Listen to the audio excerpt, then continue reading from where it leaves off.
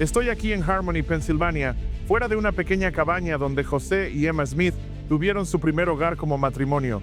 Y en esta cabaña ocurrió la primera fase de la traducción del Libro de Mormón. José, con su esposa Emma como escriba, y Martin Harris como asistente, produjeron el primer manuscrito del Libro de Mormón. Desafortunadamente, esta fase de la traducción terminó en desastre. El manuscrito se perdió y hasta el día de hoy no sabemos dónde está. Dedicaremos los próximos minutos a explorar un poco las circunstancias en las que se perdió el manuscrito, cómo sucedió e incluso tal vez lo que había en el propio manuscrito. Soy Casey Griffiths y me encanta aprender sobre la historia de la iglesia. Acompáñenme mientras viajamos por el mundo y exploramos la historia de los santos de los últimos días. Esto es Restauración Revelada. Poco tiempo después de recibir las planchas en el monte Cumorah, José se mudó a Harmony, Pensilvania, para evitar la persecución. Y fue aquí donde finalmente pudo empezar a traducir. Aquí se encuentra la casa del padre de Emma, la casa de José y Emma, un cementerio y el sitio de restauración del sacerdocio.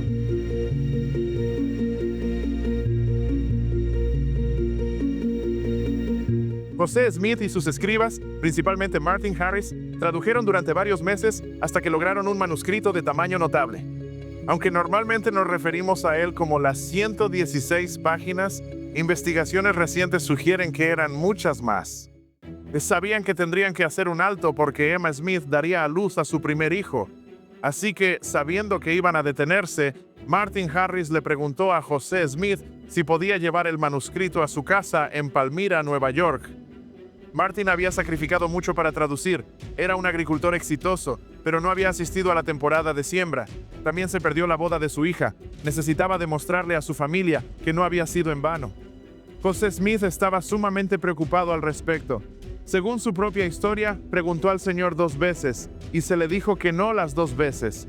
Pero la tercera vez que preguntó al Señor, el Señor le dijo que sí, si Martin se comprometía a mostrar el manuscrito solo a 4 personas y a mantenerlo bajo llave el resto del tiempo.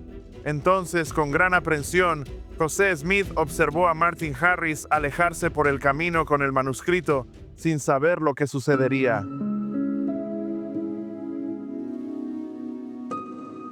Mientras esperaban que Martin enviara algún tipo de comunicación, ocurrió el desastre. Aquí en el cementerio, justo cerca de la casa de José y Emma, hay una pequeña lápida que hace mucho tiempo se cayó y luego fue recogida, apuntalada y colocada en un marco más duradero. La lápida dice, en memoria de un niño, hijo de José y Emma Smith, 15 de junio de 1828. Eso fue justo cuando Martin estaba en Palmyra con el manuscrito. Emma dio a luz, el bebé murió y Emma casi moría también. Así que, durante 2 semanas, José estuvo junto a la cama de su esposa, asegurándose de que estuviera bien, pero no sabía el estado del manuscrito. Finalmente, al cabo de esas 2 semanas, Emma le dijo a José que debía ir a Palmyra y averiguar qué había pasado con el manuscrito. Ella le dijo que su familia podía ocuparse de ella, y entonces José se marchó para intentar averiguar de Martin y del manuscrito que llevaba consigo.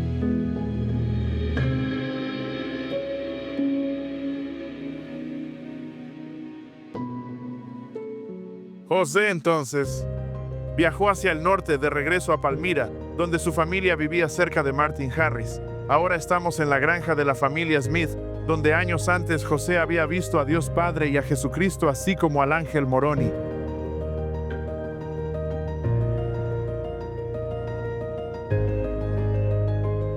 Aquí está la casa de la familia Smith. Alvin Smith comenzó a construirla para sus padres antes de fallecer en 1823, y este es el lugar donde los Smith estaban viviendo cuando ocurrió el episodio del manuscrito perdido. Cuando llegó aquí, inmediatamente envió a uno de sus hermanos a buscar a Martin Harris, cuya granja queda a 1,5 kilómetros de este lugar. José estaba en esta casa a la mañana siguiente cuando Martin Harris apareció. Observaron a través de las ventanas cómo Martin se paseaba de un lado a otro delante de la valla, abriendo la puerta, cerrando la puerta, según Lucy Mack Smith, y fue entonces cuando se dieron cuenta de que algo estaba mal. Martin entró, se sentó, hubo unos momentos de silencio incómodo y luego rompió a llorar y explicó que el manuscrito había desaparecido e ignoraba dónde estaba. José Smith En respuesta, saltó y clamó: «Mi alma está perdida. ¿Qué es lo que he hecho? He roto el convenio que hice con el Señor», y aquí fue donde llegaron las primeras malas noticias. El manuscrito del Libro de Mormón había desaparecido.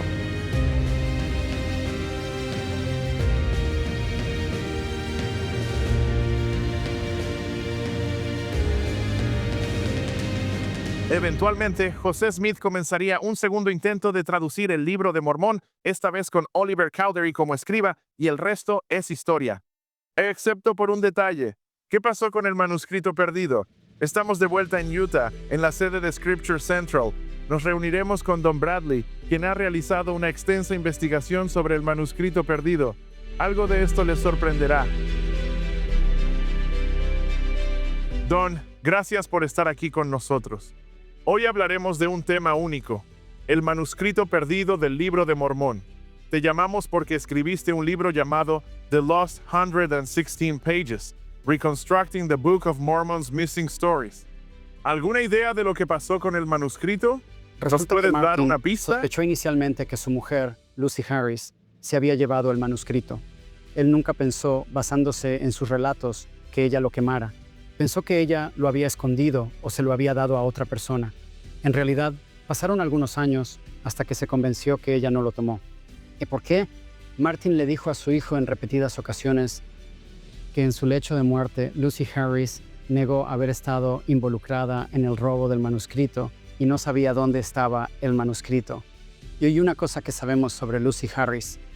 Es que era una devota cuáquera, y una de las normas clave de los cuáqueros es que no mienten. Así que la idea, en primer lugar, de que una mujer devotamente religiosa fuera a encontrarse con su Dios con esta mentira en la boca es exagerada. De hecho, se entendía en esa época en el derecho consuetudinario.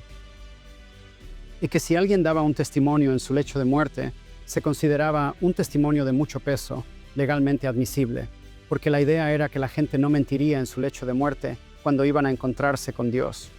La idea de que un devoto cuáquero haría eso parece aún más difícil de creer. Así que Martin y Lucy Harris no se llevaban bien, se habían separado cuando ella murió.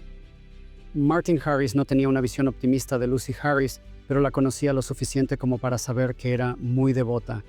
Así que su testimonio en el lecho de muerte negando que ella supiera lo que le había pasado a ese manuscrito lo convenció de que no fue ella quien se llevó el manuscrito. Hay otras razones para dudar de que Lucy Harris fuera la culpable. Quizá estuvo implicada indirectamente, pero negó saber qué pasó con el manuscrito, al menos al final. Identificó otros sospechosos, uno de los cuales es el yerno de los Harris. La hija de Martin, Lucy, se casó en mayo de 1828 con alguien llamado Flanders Dyke, que resultó ser de una familia de estafadores. Hicieron una serie de estafas en el norte del estado de Nueva York en esta época. Así que hay razones para sospechar de este personaje. De hecho, él había robado previamente la transcripción Anton, según Lucy Mack Smith. Entonces, es un personaje sospechoso que está robando documentos relacionados con la aparición del Libro de Mormón.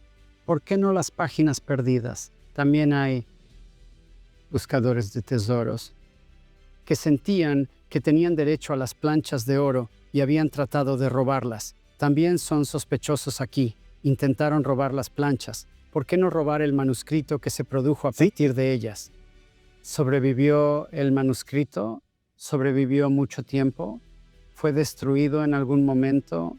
En realidad, tengo una fuente de unos 50 años después del robo del manuscrito, donde alguien de renombre no santo de los últimos días en esa zona dijo que sabía exactamente dónde estaba el manuscrito y que estaba cerca. Y entonces, pues me parece interesante porque al menos sugiere que el manuscrito había sobrevivido medio siglo. Y si sobrevivió medio siglo, pudo haber seguido sobreviviendo. Dios sabe dónde estaría. Como dices, tal vez en el ático de alguien. Y si está por ahí, y sospecho que la persona que lo tiene no sabe lo que tiene. Yo tomo en cuenta el hecho de que Si todavía estuviera por ahí, ya habría salido a la luz. Pero si hay alguna razón para pensar que sobrevivió durante un buen tiempo después del robo, y sería lo más fantástico si se encontrara. Tengo la esperanza de que está ahí fuera. Pasemos a otra cosa interesante que hay en su libro. Hay algunas fuentes sobre el contenido del manuscrito perdido, como lo que realmente decía. Sabemos algunas cosas gracias a José, como que es el compendio de Mormón, que cubre la primera mitad del libro de Mormón, y él lo llama el libro de ley, el prefacio del libro de Mormón. Pero ¿qué más sabemos acerca de lo que había en el manuscrito? Bien, Emma dijo que estaba asombrada que él pudiera haber traducido esto, pues era muy poco culto. Como ejemplo de esto, ella nota que cuando el nombre Saría fue mencionado por primera vez en el libro, él no sabía pronunciarlo y ella tuvo que ayudarle a pronunciar el nombre. Él lo deletreó y luego ella tuvo que pronunciarlo para él. También señala que cuando la traducción menciona las murallas de Jerusalén, él estaba sorprendido y preguntó: Emma, ¿Jerusalén tenía murallas? Y ella le dijo que sí, y entonces él se calmó y dijo: oh, pensé que me habían engañado, porque estaba traduciendo. Él dijo: eso no parece correcto, no creía que Jerusalén tuviera murallas, ¿verdad? Así que el significado que ve en esto es que José no conoce realmente su Biblia, no sabe cómo pronunciar este nombre y etcétera. Lo aprendió recién, así que no podría haber producido esto por sí mismo. Otro significado que tiene para nosotros es que ella nos dio las pistas exactas que necesitamos para saber lo que estaba escribiendo para él. ¿Qué parte estaban traduciendo juntos? Cierto, ella habla de los muros de Jerusalén. Diga, ¿dónde se menciona el nombre de Saría por primera vez en el texto? Al principio de la narración, y esto nos indica dónde Emma estaba escribiendo para la traducción. Es al principio del libro. Tenemos múltiples relatos de declaraciones de José Smith, donde da un pequeño fragmento de las páginas perdidas. Una vez le preguntaron a José Smith en Nauvoo si Ley era descendiente de Manasés, ¿por qué el libro de Mormón sería el palo de Efraín? Y lo que Franklin D. Richards escuchó que José Smith respondió sobre esto es que dijo: si tuviéramos esas páginas que Martin Harris perdió, entonces verías que dice que Ismael, cuyas hijas se casaron con los hijos de Ley, era descendiente de Efraín. Así que los pueblos del libro de Mormón no solo eran de Manasés, también eran de Efraín. Y así es como lo relaciona con esa profecía. El palo de José, así es. Y así sabemos que José mismo recordó algunos detalles del manuscrito perdido. Afortunadamente, hay otros testigos que hablan de lo que había en las páginas perdidas. Martin Harris tenía un hermano, Emer, que relata cuánta gente había en el grupo de Mulek que escapó de la invasión babilónica, quiénes eran, etc. Él tendría esta información, porque su hermano escribió para esa parte del texto. Tenemos relatos de otras personas que fueron colaboradores cercanos de Martin Harris, y Martin parece haber hablado de ello. Ahora bien, aún no he encontrado una fuente donde alguien diga: bueno, Martin Harris, dime todo lo que recuerdas. ¿Qué hay en las páginas perdidas? Espero que alguien haya hecho eso. Si es así, está en algún lugar. Sin embargo, tenemos trozos y piezas de lo que le dice a diferentes personas. Tenemos una extensa entrevista que fue hecha por Lafayette Lapham en 1831. Vivía en Palmira. Había escuchado el rumor sobre este libro que estaba a punto de salir, pero el libro todavía estaba en la imprenta. No podía leerlo aún. Acudió a la casa de Joseph Smith, padre, buscando información. José, hijo, vivía en Pensilvania, así que hablaron con Joseph, padre. Les cuenta extensamente acerca de la aparición del libro de Mormón. Algunos aspectos podemos decir que son claramente confusos cuando los comparamos con otra información. Pero algunos aspectos son muy precisos. Coinciden con los relatos que tenemos, que no se publicaron hasta mucho después de que el relato de Lafayette Lapham fue publicado. Por lo tanto, sabemos que él tenía información privilegiada porque no hay otra manera de que pudiera saber estas cosas. Lafayette Lapham no solo informa por Joseph Smith, padre, detalles de la aparición del libro de Mormón. Luego comienza a contar el relato del libro de Mormón. Y gran parte de ello es narrativa familiar, ¿verdad? Está este tipo al que Dios le habla, este antiguo israelita, y Dios lo lleva a una especie de éxodo en el desierto, ¿no? Y cosas muy familiares del Libro de Mormón. Él expone detalles de la narrativa del Libro de Mormón que encajarían en nuestra narrativa existente, pero que no están en esa narrativa. Así, por ejemplo, cuando se le da la historia de Labán y las planchas de bronce, afirma que Nefi encuentra a este tipo borracho en la calle, porque se estaba celebrando una gran fiesta en Jerusalén en ese momento. Esto da una pista de un contexto de fiesta judía para que Nefi recuperara las planchas de bronce.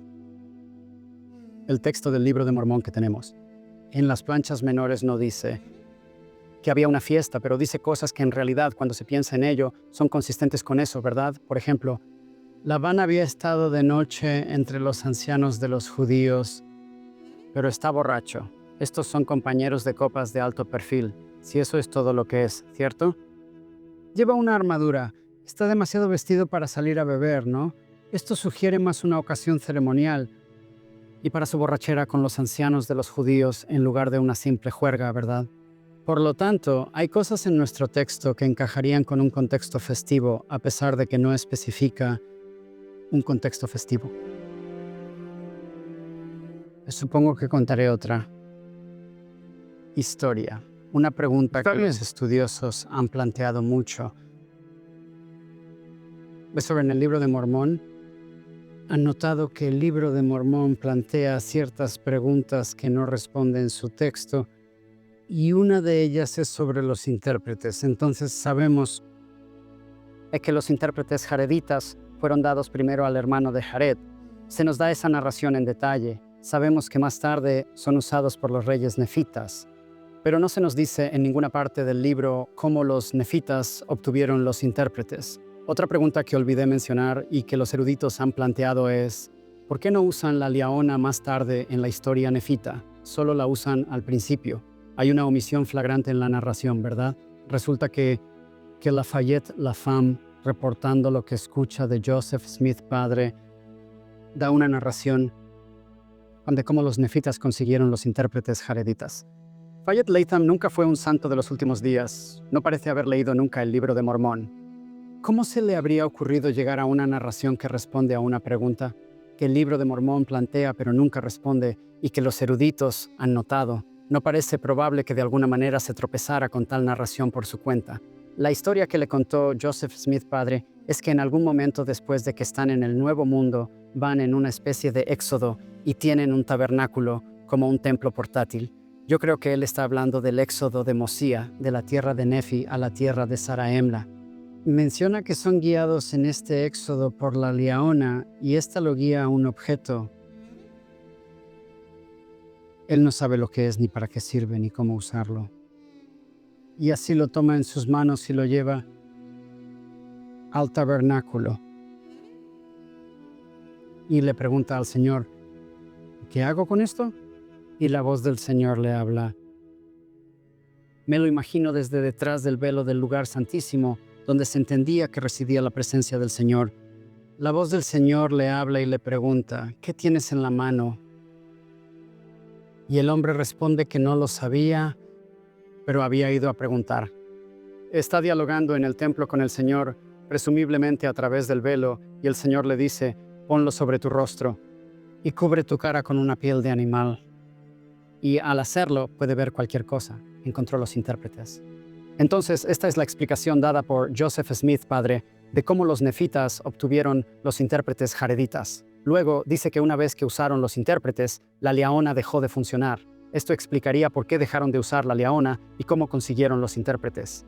Y la historia, la narración que da es absolutamente fascinante, ¿verdad? Tiene paralelismos en la historia del hermano de Jared, quien fue el primero en recibir los intérpretes en la cima del monte Shalem, en un diálogo con el Señor a través del velo, una referencia al templo, ¿cierto? Y entonces la naturaleza exacta de partes del diálogo que Joseph Smith padre da son sorprendentemente familiares para mí como santo de los últimos días que ha estado en el templo. E incluso el detalle de, ya sabes, poner el artefacto en tu cara y cubrirlo con una piel de animal. Bueno, Famosa y controversialmente, José Smith usaba su sombrero en conexión con los implementos videntes, ciertamente con las piedras videntes, que es por lo que las pone en su sombrero, ¿cierto? Para bloquear la luz externa y así poder percibir la luz espiritual del instrumento vidente. Algunas personas dijeron que hacía lo mismo. Él cubría con este sombrero su cara, al igual que los intérpretes. Bueno, esta narración de Joseph Smith, padre, me hizo investigar qué sabemos del sombrero de José Smith. Y resulta que era un sombrero de piel de castor. Es una piel de animal. Y entonces la gente se alborota. Smith puso su cara en un sombrero, ¿verdad? Bueno, tal vez José Smith no pensaba que esto era poner su cara en un sombrero, sino cubrir su cara con una piel animal. Como ciertas reliquias sagradas del tabernáculo bíblico, se envolvían en pieles de animales mientras las transportaban. Y en esta historia de Joseph Smith, padre, la forma en que los nefitas usaban los intérpretes es que cubrían su cara con una piel de animal. Cuando José Smith usaba su sombrero, eso es lo que hacía, cubría su cara con una piel de animal. Entonces así, en mi opinión, hay todo tipo de ecos de los paralelismos con las narraciones en la Biblia hebrea, en las páginas perdidas del Libro de Mormón, lo que podemos reconstruir de ellas. Hay paralelismos con nuestra investidura, ¿cierto? Y puede haber cosas que podríamos aprender para entender y apreciar mejor sobre nuestras ordenanzas del templo, así como acerca del Libro de Mormón, parte del texto del Libro de Mormón que tenemos, y estudiar lo que podemos saber de lo que había en esas páginas perdidas del Libro de Mormón. Vaya, Don, tu investigación es increíble. Muchas gracias por tomarte el tiempo para reunirnos. Realmente lo aprecio. Con la excelente investigación de Don, ahora tenemos una mejor comprensión del manuscrito perdido. Pero hay una nueva pregunta. ¿Qué pasa con Martin Harris? Estamos de vuelta en Palmyra, Nueva York, en la granja de Martin Harris. Desgraciadamente, la mayoría de los miembros de la iglesia solo asocian a Martin Harris con el manuscrito perdido, pero hizo muchas cosas importantes. Fue uno de los 3 testigos del Libro de Mormón. Se mantuvo fiel a ese testimonio toda su vida y, lo más importante, hipotecó la granja en la que estamos parados ahora mismo para imprimir el Libro de Mormón. Así que él fue sumamente importante, pues financió el Libro de Mormón para imprimirlo y que llegara a la gente. De hecho, Pomeroy Tucker dijo que vio a Martin Harris predicando, un tipo se acercó y lo golpeó, y Martin Harris dijo, al igual que este libro enseña, voy a poner la otra mejilla y ser como Cristo hacia ti. Así que no solo financió el Libro de Mormón, sino que creía en él y enseñaba de él. Gracias por ver este episodio de Restauración Revelada. Pero si quieres ayudarnos a crear más, utiliza el enlace para donar en la descripción de abajo.